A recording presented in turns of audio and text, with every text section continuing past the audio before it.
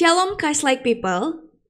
Pada pertemuan live group hari ini, kita akan mendalami sebuah tema dari kurikulum live group Journey 1, yaitu esensi Injil. Adapun bacaan Alkitab diambil dari 3 bagian. Pertama, dari Roma 5 ayat 8 yang berbunyi demikian. Namun Allah menunjukkan kasih-Nya kepada kita dalam hal ini. Ketika kita masih berdosa, Kristus telah mati untuk kita. Kedua, Efesus pasal 2 ayat 8 hingga 9 yang berbunyi demikian. Sebab karena anugerah kamu diselamatkan oleh iman. Itu bukan hasil usahamu, tetapi pemberian Allah.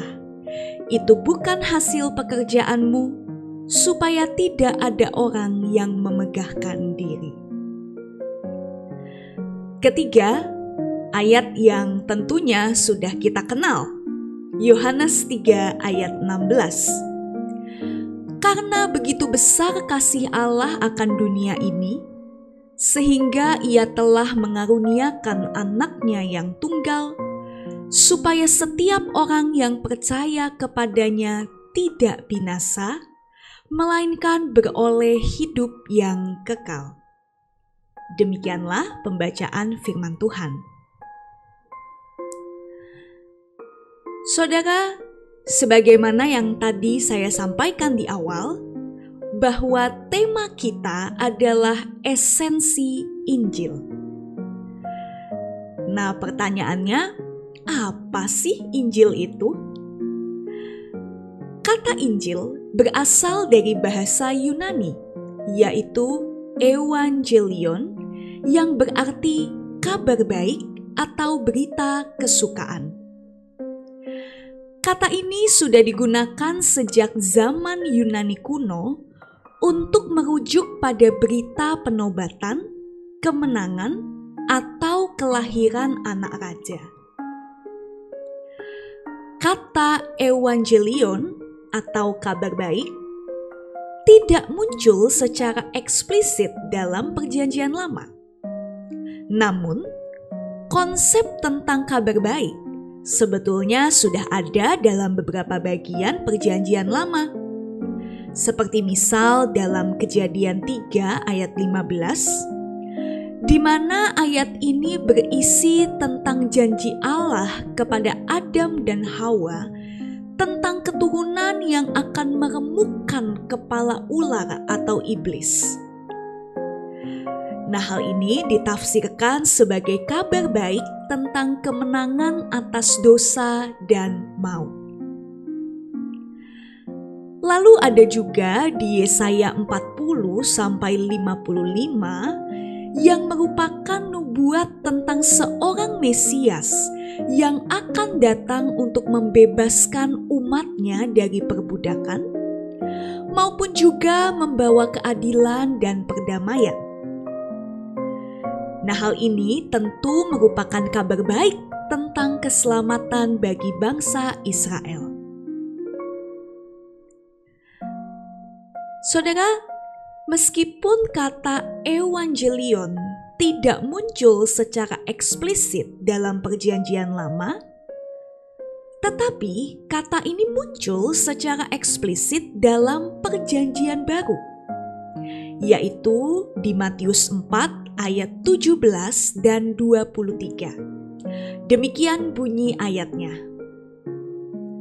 Sejak itu, Yesus mulai memberitakan, "Bertobatlah, sebab kerajaan sorga sudah dekat." Yesus pun berkeliling di seluruh Galilea. Ia mengajar dalam rumah-rumah ibadat mereka dan memberitakan Injil kerajaan, serta menyembuhkan orang-orang di antara bangsa itu dari segala penyakit dan kelemahan. Saudara, di dalam konteks ayat ini, Evangelion merujuk pada kabar baik tentang kedatangan kerajaan Allah. yang diproklamirkan oleh Tuhan Yesus Kristus. Makanya tadi disebut Injil Kerajaan. Nah, mungkin kita bertanya, apa sih yang dimaksud dengan kerajaan Allah? Kerajaan Allah adalah pemerintahan Allah yang penuh kasih dan keadilan, yang akan mengalahkan semua kejahatan dan membawa keselamatan bagi semua orang yang percaya kepada Yesus. Saudara, sejak dunia jatuh dalam dosa, Allah terus berencana memulihkan segala sesuatu sebagaimana maksud dan tujuan penciptaan sedari awal, termasuk memulihkan gambar dan citra Allah atas manusia yang telah rusak karena dosa. Injil menyampaikan berita baik bahwa Allah sendiri telah hadir, berkuasa, dan memerintah atas dunia dan seisi ciptaannya. Karya dan kuasa pemulihannya akan terus-menerus bekerja memulihkan dan membarui dunia. Nah, kita akan mempelajari lebih jauh mengenai hal ini pada The Journey atau kurikulum yang berikutnya. Namun, pada bagian ini, kita akan merenungkan tentang Injil Kristus sebagai berita baik bagi manusia. Secara khusus, ini tentang keselamatan atas dosa dan penghukuman. Keselamatan yang sepenuhnya datang dari pihak Allah. Saudara, bukan manusia yang berusaha dan memantaskan diri untuk menjangkau Allah. Tetapi kabar baiknya adalah Allah yang berinisiatif terlebih dulu untuk menjangkau manusia di dalam rahmat-Nya yang tidak terbatas. Roma pasal 5 ayat 8 menegaskan hal ini dengan jelas, di mana Allah mengambil inisiatif untuk meraih manusia. Allah menunjukkan kasih-Nya yang mendalam dan penuh pengorbanan dengan mengutus Kristus untuk mati bagi kita, bahkan ketika kita masih berdosa. Nah, jadi saudara, Allah itu tidak menunggu kita menjadi layak atau sempurna untuk diselamatkan. Justru dalam keadaan kita yang paling berdosa dan tidak layak, Allah mengorbankan anaknya untuk menunjukkan kasih yang tidak terhingga. Saudara, betapa besar dan tidak bersyaratnya kasih Allah yang bersedia mengambil langkah untuk meraih manusia dan menyediakan anugerah keselamatan. Keselamatan, saudara, itu tidak hanya berbicara soal hidup setelah mati atau mati masuk surga. Tetapi keselamatan itu adalah hidup di dalam damai sejahtera dengan Allah. Keselamatan itu adalah pulihnya relasi manusia dengan Allah.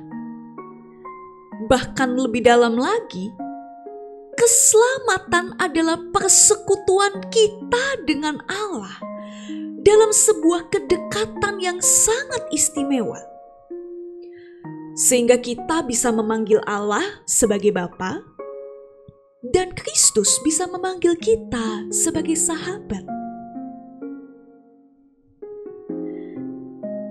Nah, jadi saudara, keselamatan itu bukan tentang nanti.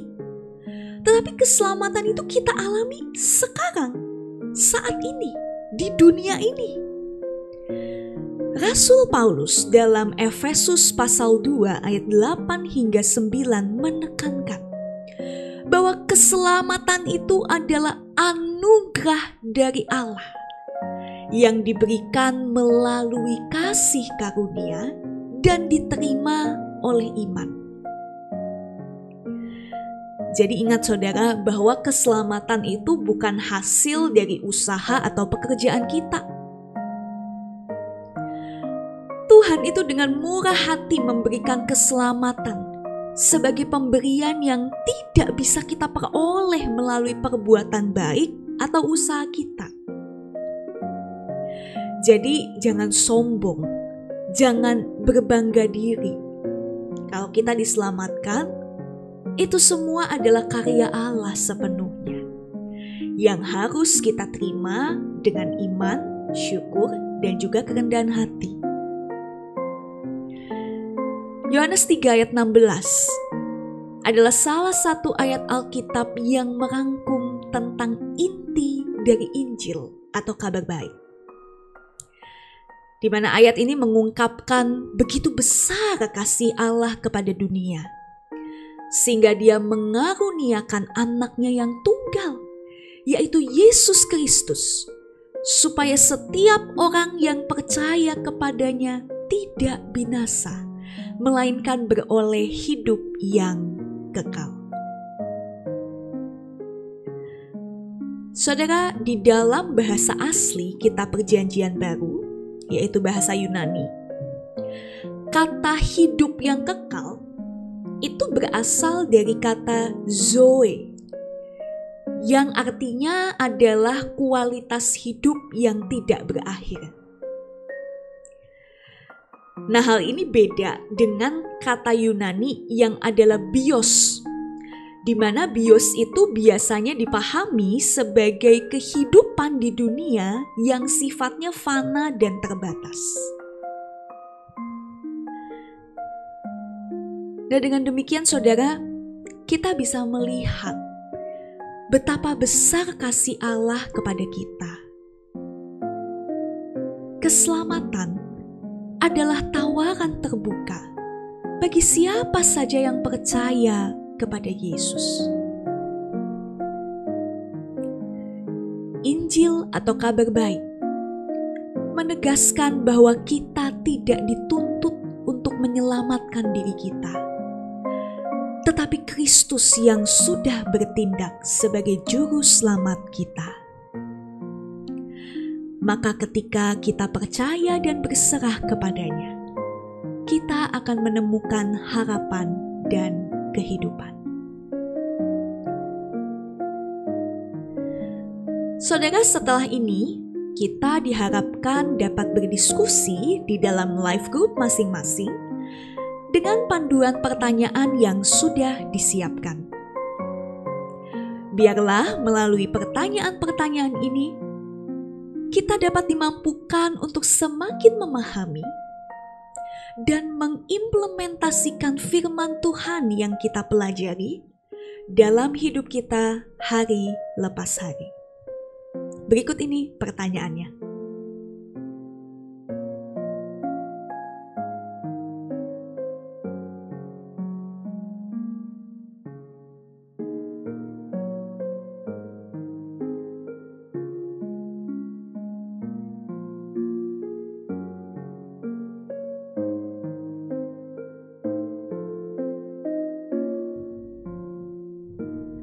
Saudara, Injil adalah berita yang menyatakan bahwa kerajaan Allah sudah datang, baik di dunia ini maupun dalam hidup kita secara pribadi.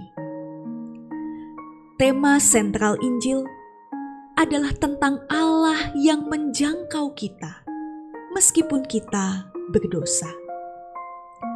Allah mengasihi kita, sehingga Dia merencanakan dan melaksanakan karya keselamatan melalui kematian dan kebangkitan Yesus. Injil adalah berita sukacita, karena keselamatan tidak bergantung pada usaha atau perbuatan kita, tetapi keselamatan adalah anugerah Allah yang diterima melalui iman. Maka dengan pemahaman ini, kita seharusnya mensyukuri keberadaan kita yang telah diraih, ditebus, dan dikasihi oleh Allah, sehingga kita terdorong untuk hidup sesuai dengan kasih dan karya Allah. Selamat merenungkan dan mengalami kasih Tuhan. Tuhan memberkati kita.